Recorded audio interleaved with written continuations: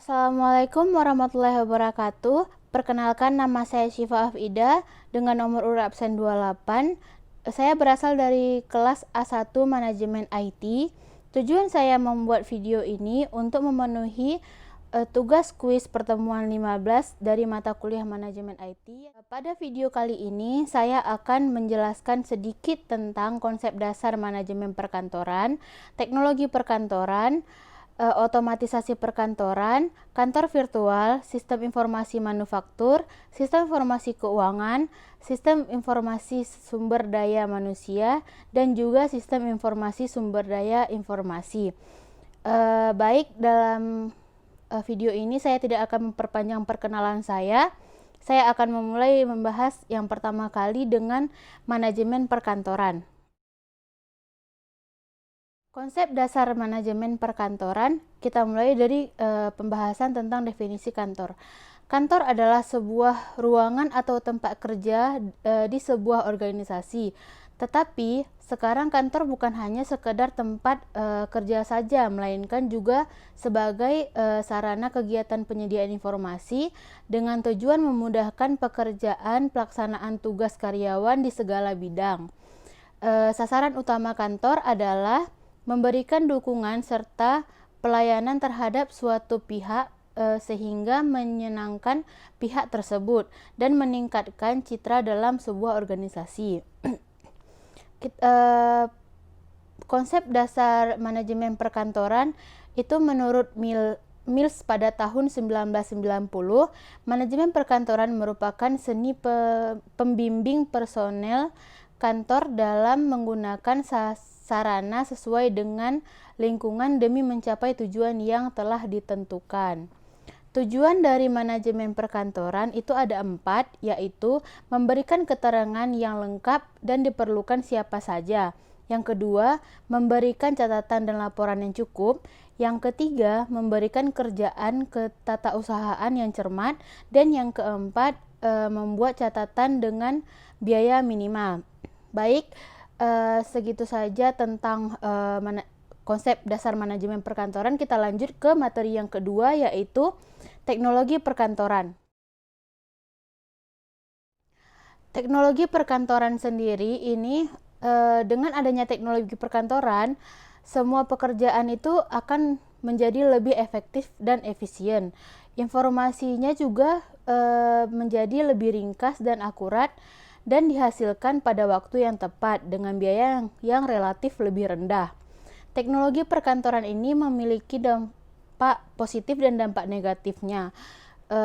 Dampak positifnya itu ada 3, yaitu yang pertama itu tenaga penggerak. Dengan adanya teknologi ini, kualitas kerja makin meningkat, disiplin dan gairah kerjanya pun makin meningkat juga, beban tenaga dan pikiran lebih ringan, dan juga pendapatan yang makin meningkat.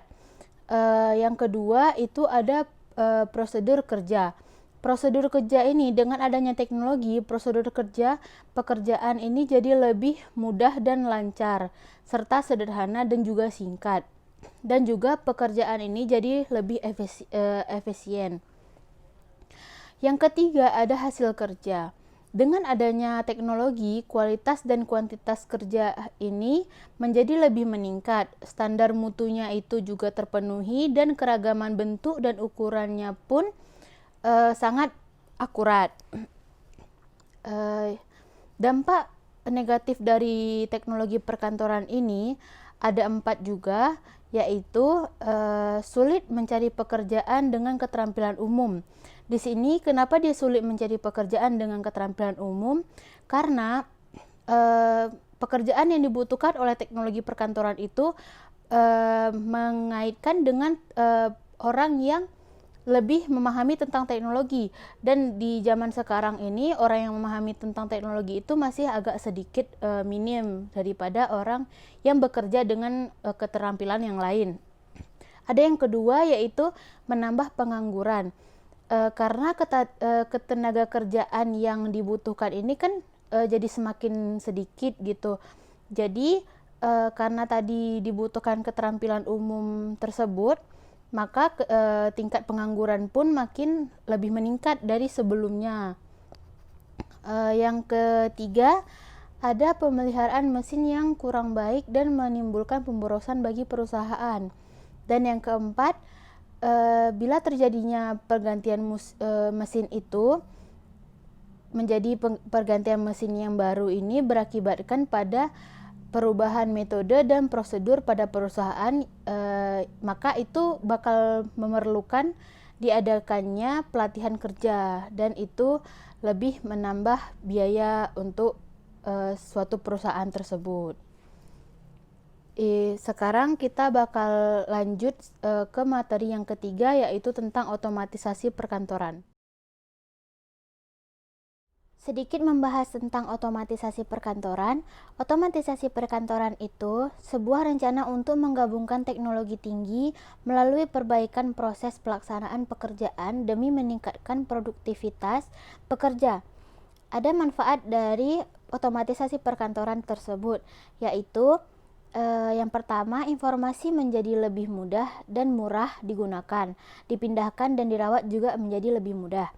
Komputer tidak menggantikan pekerja, hanya saja menunda penambahan pekerjaan saat beban kerja bertambah.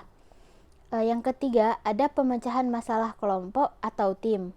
Yang keempat, otomatisasi perkantoran ini berkontribusi pada komunikasi antara pekerja. Yang kelima, otomatisasi perkantoran ini itu pelengkap, bukan sebagai pengganti. Yang keenam, otomatisasi perkantoran ini membantu cara berkomunikasi bisnis. Ada 5 konsep otomatisasi perkantoran, yaitu yang pertama, mengarah pada otomatisasi. Yang kedua, itu ada evolusi dari aplikasi terpisah dan tanpa rencana menjadi aplikasi terencana dan terpadu. Yang ketiga, ada otomatisasi perkantoran ini memudahkan penerimaan dan pengiriman informasi. Yang keempat, memberikan keuntungan yang lebih besar melalui pengambilan keputusan yang baik. Yang kelima, ada pengambilan pelengkap bagi metode tradisional, bukan sebagai pengganti. Di sini seperti yang dijelaskan di atas tadi, otomatisasi perkantoran itu pelengkap, bukan sebagai pengganti. Ada macam-macam otomatisasi perkantoran. Macam-macam otomatisasi perkantoran itu ada 6, yaitu yang pertama, sistem komunikasi elektronik. Sistem komunikasi elektronik ini di dalamnya itu ada komunikasi antara individu, komunikasi antara grup, dan komunikasi antara organisasi. Yang kedua, ada sistem kolaborasi elektronik. Di dalamnya ini informasi yang digunakan untuk bekerja sama. Yang ketiga, ada sistem publikasi. Dalam sistem publikasi ini, penggunaan teknologi untuk keperluan dokumen tercetak. Yang keempat, ada sistem pengolahan kantor. Dalam sistem ini, pengorganisasian itu dalam aktivitas kerja. Yang kelima, ada sistem elektronik formal. Dalam sistem ini didokumentasikan dengan suatu sistem prosedur tertulis. Yang keenam, ada sistem elektronik informal. Dalam sistem ini direncanakan untuk tidak diuraikan secara tertulis. Kita akan lanjut ke pembahasan berikutnya, yaitu pembahasan keempat, yaitu kantor virtual. Pembahasan sedikit tentang kantor virtual. Kantor virtual merupakan ruang kerja yang berlokasi di dunia internet, di mana seorang individu dapat menyelesaikan tugas untuk melaksanakan bisnis profesionalnya itu atau pribadi tanpa melakukan fisik lokasi usahanya tersebut. Kantor virtual ini tidak mempunyai kantor nyata, tetapi hanya dalam kantor internet saja. Dia hanya dalam melakukan sesuatu itu hanya dalam berbasis internet. Kantor virtual ini bertujuan untuk mewujudkan pengurangan penggunaan kantor secara fisik demi efisiensi kerja yang berujung pada penekanan biaya, juga untuk melakukan penghematan secara signifikan dan fleksibel dibandingkan dengan menyewa kantor tradisional seperti gedung kantor atau gudang-gudang atau bangunan untuk dibangun menjadi kantor. Tapi kalau kantor virtual ini lebih ke dia memudahkan semua cara dalam membangun sebuah perusahaan, sebuah kantor. Kantor virtual ini memiliki manfaat yaitu yang pertama, dia lebih fleksibel. Dengan bekerja secara online, kita dapat lebih fleksibel dalam menentukan waktu kerja, tidak terpaku dengan jam kerja seperti yang kita lihat di kantor-kantor pada umumnya. Yang kedua, dia lebih hemat karena cukup dengan seperangkat komputer saja dan koneksi internet, maka kantor virtual ini dapat kita jalankan, dapat kita miliki. Lebih hemat dibandingkan dengan kantor permanen yang perlu kita penyewaan gedung seperti itu. Lalu yang ketiga, banyaknya pilihan pekerjaan. Dalam kantor virtual ini, dunia maya itu tempat menyediakan banyaknya pekerjaan baik di dalam negeri maupun di luar negeri. Dengan adanya kantor virtual, peluang pekerjaan jadi lebih banyak. Dan yang keempat, ada penghasilan yang tak terbatas. Dengan bekerja online atau dengan bekerja menggunakan kantor virtual, kita bisa mendapatkan pemasaran sebanyak-banyaknya. Dan honor yang diterima itu tidak terbatas sesuai dengan yang kita kerjakan. Yang kelima itu mempunyai banyak waktu luang dengan keluarga. Dengan adanya kantor virtual yang dikerjakan dengan online, jadi kita lebih banyak menggunakan waktu dengan keluarga, tidak habis di kantor permanen atau di ruangan pekerjaan pada umumnya. Kantor virtual memiliki kelebihan dan kekurangan juga yang menjadi patokan pada pembelajaran. Kantor virtual itu memiliki kelebihan yaitu pengurangan biaya operasional. Pengurangan biaya operasional ini seperti lokasi dan ruangan, biaya peralatan dan juga gaji karyawan yang akan lebih rendah dari biasanya. Yang kedua, ada menggunakan jaringan komunikasi formal. Dalam menggunakan jaringan komunikasi formal ini, seluruhnya itu berbentuk komunikasi tercetak atau terekam secara formal. Yang ketiga, rapat dilakukan secara konferensi, telekonferen, dan video serta dokumentasi ditransaksikan secara elektronik. Yang keempat, itu adanya pengurangan halangan aktivitas kerja seperti hujan, jalanan macet, tempat kerja yang jauh gitu.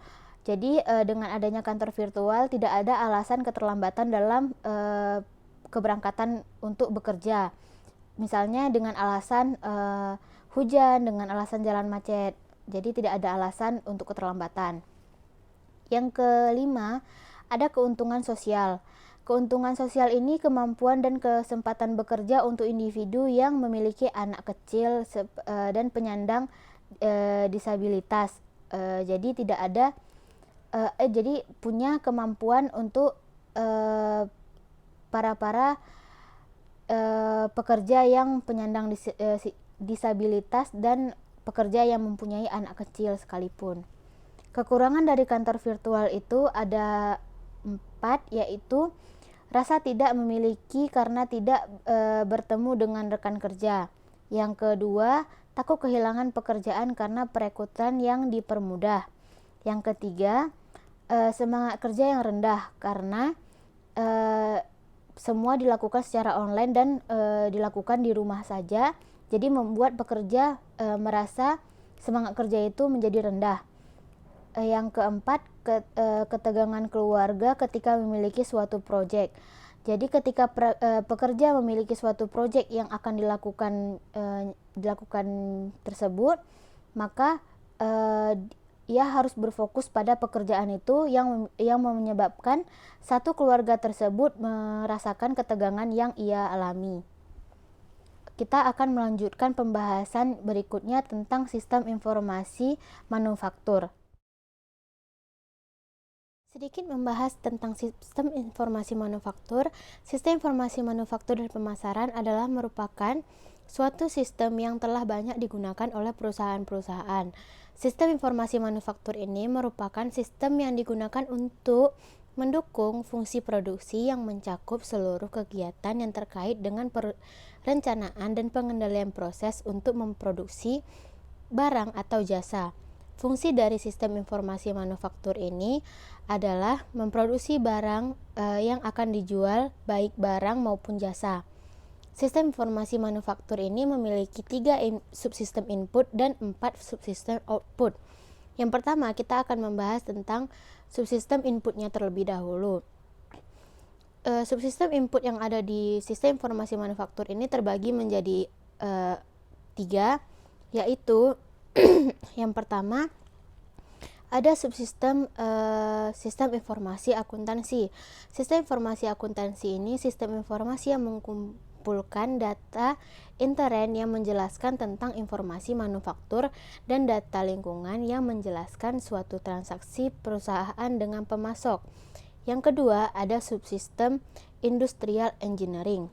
Subsistem industrial engineering ini menyerupai subsistem penelitian pemasaran, terutama terdiri dari proyek-proyek pengumpulan data khusus, biasanya mengumpulkan data dari perusahaan dan bukan dari lingkungannya sendiri. Yang ketiga, ada subsistem intelijen manufaktur. Subsistem intelijen manufaktur ini mengumpulkan data dari lingkungannya sendiri. Sistem ini berbeda dengan industrial engineering yang tadi, karena pemasok dan serikat pekerjanya tersebut merupakan tanggung jawab khusus manufaktur, di mana pemasok menyediakan banyak data dalam bentuk katalog dan daftar harga, sedangkan serikat pekerjanya tersebut tidak masuk dalam sistem komputer, tapi hanya diucapkan secara langsung atau tertulis. Yang kedua, kita akan membahas tentang subsistem output yang ada di sistem informasi manufaktur. Itu terbagi menjadi 4, yaitu yang pertama ada subsistem produksi. Subsistem produksi ini menjelaskan setiap langkah dari proses transformasi dari pemesanan barang baku dari pemasok hingga pelepasan barang ke pasar. Yang kedua, ada subsistem persediaan. Subsistem persediaan ini memelihara catatan konseptual dari material saat material bergerak dari bahan mentah menjadi barang yang dalam proses perencanaan dan menjadi sebuah barang jadi. Yang ketiga, ada subsistem kualitas. Subsistem kualitas ini memastikan kualitas dari pemasok, apakah sudah masuk atau belum, apakah sudah memenuhi standar yang ditentukan dari perusahaan atau belum. Yang keempat, ada subsistem biaya. Subsistem biaya ini membuat manajemen tetap mengetahui perkembangan terakhir dari biaya transformasi tersebut. Beberapa output ini digunakan oleh pemakai. Dalam sistem informasi manufaktur itu di sini memiliki beberapa istilah. Yang pertama ada ROP. ROP ini yaitu reorder point, suatu sistem titik pemesanan kembali. Di sini saat komputer diterapkan dan berhasil dalam area akuntansi, kemudian komputer ini digunakan untuk mengendalikan persediaan. Pendekatan yang paling sederhana adalah pendekatan reaktif, yaitu menunggu hingga saldo suatu barang pada tingkat tertentu dan memicu suatu barang diproduksi. Tingkat barang yang menjadi pemicu itulah yang merupakan ROP tersebut, dan sistem yang mendasari keputusannya ini, pembelian pada titik pemesanan kembali tersebut disebut dengan titik pemesanan kembali. Yang kedua, ada MRP. MRP ini Material Requirement Planning. MRP ini suatu sistem yang dapat dipakai untuk merencanakan kebutuhan berbagai bahan baku yang diperlukan dalam proses produksi. MRP ini merupakan suatu strategi material yang proaktif. MRP juga bisa melihat masa depan dan mengidentifikasi material yang dibutuhkan dalam jumlah dan kapan akan digunakan. Yang kedua ada MRP2. MRP2 ini Material Resource Planning. MRP2 merupakan suatu sistem yang memadukan MRP dengan penjadwalan produksi dan operasi pada bengkel kerja. Sistem ini hanya untuk memperkerjakan mesin secara efektivitas. Ini merupakan perkembangan dari MRP yang pertama. MRP ini dikembangkan dari luar area manufaktur sehingga dapat meliputi suatu perusahaan. Sistem ini akan mengintegrasikan semua proses yang ada dalam manufaktur yang berhubungan dengan manajemen material. MRP dapat menyediakan informasi bagi sistem informasi eksekutif dan fungsional lainnya, seperti utang dagang, buku besar, dan lainnya. Yang keempat, ada JIT, Just in Time, suatu pendekatan yang menjaga arus bahan baku melalui pabrik agar selalu dalam keadaan minimum, dengan mengatur bahan baku tiba di bengkel kerja pada saat diperlukan atau tepat pada waktunya. Yang kelima, ada CIM. CIM itu Computer Integrated Manufacture, suatu sistem yang menggabungkan berbagai teknik yang menciptakan suatu proses manufaktur yang cepat dan menghasilkan produk yang berkualitas tinggi dan efisiensi. CIM menggabungkan robotik, CIM control mesin. CIM ini juga merupakan filosofis manajemen yang mengatakan bahwa semua teknologi dan komunikasi harus dapat bekerja sama. CIM ini adalah suatu pandangan berproduksi. Kita akan lanjut ke pembahasan ke-6, yaitu sistem informasi keuangan. Baik, sedikit membahas tentang sistem informasi keuangan. Sistem informasi keuangan merupakan subsistem dari CBIS yang memberikan informasi kepada orang-orang atau kelompok baik di luar maupun di dalam perusahaan mengenai masalah keuangan perusahaan. Informasi yang diberikan biasanya disajikan dalam bentuk laporan, baik berbentuk laporan periodik maupun laporan khusus, yang disesuaikan dengan kebutuhan si pengguna informasi. Model sistem informasi keuangan ini terbagi menjadi dua subsistem, yaitu subsistem input dan subsistem output. Subsistem input ini terbagi menjadi 4 subsistem. Yang pertama, ada sistem informasi keuangan. Sistem informasi keuangan ini merupakan satu-satunya komponen input yang terdapat pada seluruh sistem informasi fungsional.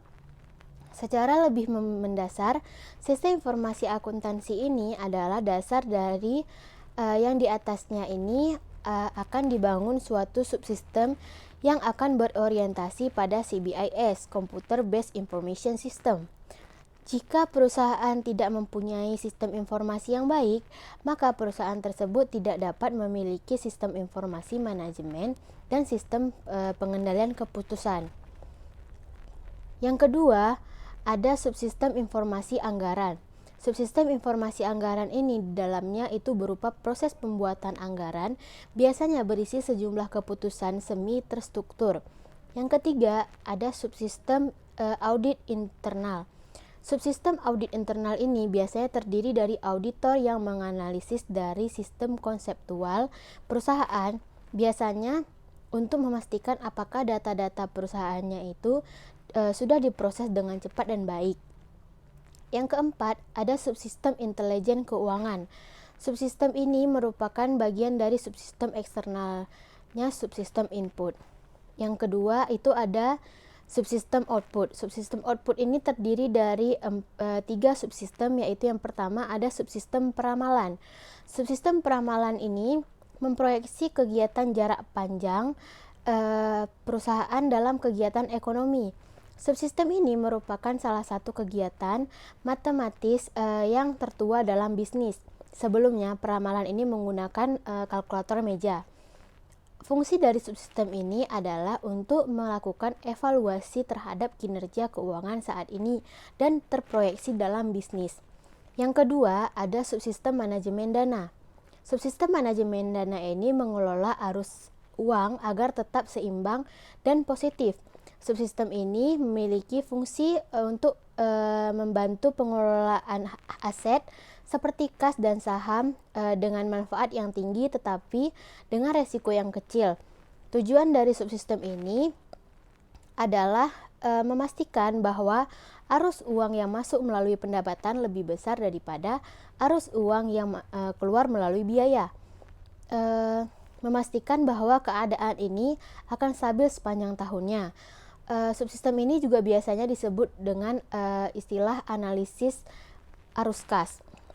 Yang ketiga, ada subsistem pengendalian. Subsistem pengendalian ini memungkinkan para manajer untuk menggunakan secara efektif semua jenis sumber daya yang bersedia dalam perusahaan tersebut. Subsistem ini memiliki fungsi dapat melakukan evaluasi keuangan dan dampak keuangan terhadap pengeluaran modal yang diajukan. Dalam subsistem pengendalian ini adanya auditor. Auditor ini adalah orang yang memeriksa catatan akuntansi untuk memeriksa kebenarannya. Auditor ini dibagi juga menjadi dua, yaitu auditor eksternal dan auditor internal. Auditor eksternal itu adalah auditor yang bekerja untuk kantor akuntansi publik, sedangkan auditor internal, auditor yang dimiliki oleh suatu perusahaan besar. Auditor internal ini harus memiliki sifat objektivitas dan independen. Selanjutnya kita akan membahas pembahasan ketujuh, yaitu tentang sistem informasi sumber daya manusia. Sedikit membahas tentang sistem informasi sumber daya manusia. Sistem informasi sumber daya manusia atau biasa disebut sistem informasi SDM ini adalah sistem yang digunakan dalam mengelola personil yang ada di dalam perusahaan. Setiap perusahaan yang besar atau kecil biasanya memiliki fungsi sumber daya manusia yang menangani banyak proses khusus yang berhubungan dengan personil manusia. Ada 4 kegiatan utama dari sistem sumber daya manusia tersebut, yaitu yang pertama ada perekrutan dan penerimaan. Perekrutan dan penerimaan ini di sini SDM akan membantu membawa pegawai baru dalam perusahaan. Yang kedua, ada pendidikan dan pelatihan. Di sini selama periode kepegawaian SDM dapat mengatur berbagai program pendidikan dan pelatihan yang diperlukan untuk meningkatkan pengetahuan dan keahlian kerja pegawainya tersebut. Yang ketiga, ada manajemen data. SDM akan menyimpan database yang berhubungan dengan pegawai dan memproses data tersebut untuk memenuhi kebutuhan informasi pemakai.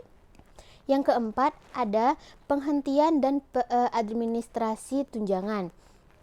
Ini selama seseorang dipekerjakan oleh perusahaan tersebut, maka mereka akan mendapat tunjangan, baik tunjangan rumah sakit, tunjangan anak maupun tunjangan lainnya.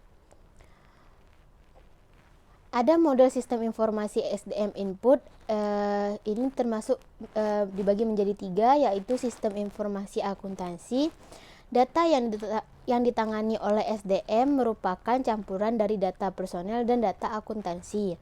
Yang kedua, ada subsistem penelitian SDM. Dari subsistem ini mengumpulkan data melalui proyek penelitian khusus. Yang ketiga, ada subsistem intelijen SDM. Dari subsistem ini mengumpulkan data yang berhubungan dengan sumber daya manusia dari lingkungan perusahaan. Elemen lingkungan yang menyediakan data ini seperti pemerintah, pemasok, serikat kerja, masyarakat global, masyarakat keuangan, dan pesaing perusahaan. Baik, kita akan melanjutkan pembahasan ke-8, yaitu tentang sistem informasi sumber daya informasi. Di pembahasan terakhir ini, kita akan membahas sedikit tentang sistem informasi sumber daya informasi. Sistem informasi sumber daya informasi ini ada 3 komponen sumber daya, yaitu people, ini berkaitan dengan sumber daya manusia dan organisasi. Yang kedua, proses, ini mengumpulkan proses, menyimpan, menyebar, dan menggunakan. Yang ketiga, ada teknologi. Teknologi ini berkaitan dengan teknologi pada umumnya. Sistem informasi sumber daya informasi diartikan sebagai sistem yang menyediakan informasi mengenai sumber daya informasi perusahaan pada para pemakai di seluruh perusahaan. Biasanya, manajer dari unit jasa informasi ini dikenal sebagai CIO. CIO, Chief Information Office. CIO ini adalah salah satu eksekutif puncak perusahaan yang bertanggung jawab atas salah satu area fungsional utama, yaitu dalam jasa informasi. Dalam pencapaiannya ini, CIO ini bertanggung jawab dibantu oleh wakil presiden direktur lain dan para anggota komite pengarah dari sistem informasi manajemen. CIO ini akan mempertimbangkan semua ancaman terhadap akuntansi perusahaan dan mencapai keamanan sistem dengan menggunakan penghalang fungsi, penghalang fisik maupun logika terhadap akses yang tidak sah. Dalam sistem informasi sumber daya informasi ini ada keamanan sistem. Keamanan sistem ini mengacu pada perlindungan terhadap semua sumber daya informasi perusahaan dari ancaman oleh pihak-pihak yang tidak bertanggung jawab atau berwenang. Yang kedua, ini ada gangguan terhadap sistem informasi sumber daya informasi. Gangguannya ini disengaja maupun tidak disengaja seperti kesalahan teknis, gangguan lingkungan, dan kesalahan manusia. Untuk mengelola gangguan tersebut dapat dilakukan dengan cara membina internal user agar tidak melakukan kesalahan dalam input data atau lainnya. Yang kedua, memasang pengendalian di sistem informasi, memeriksa efektivitas pengendalian uang yang dipasang, merencanakan pengembalian akibat gangguan. Yang ketiga, dalam sistem informasi sumber daya informasi ada pengendalian informasi, keamanan informasi. Pengendalian keamanan informasi ini mekanisme yang diterapkan baik untuk melindungi perusahaan dari resiko atau meminimalkan dampak resiko pada perusahaan. Itu seperti adanya pengendalian teknis. Pengendalian teknis ini suatu pengendalian yang menjadi satu di dalam sistem dan dibuat oleh para penyusun sistem. Selama masa penyusunan sistem dalam pengendalian teknis melibatkan seorang auditor internal dalam tim proyek, yaitu suatu cara yang baik agar pengendalian yang semacam ini itu menjadi bagian dari desain sistem. Yang kedua, ini ada pengendaliannya formal.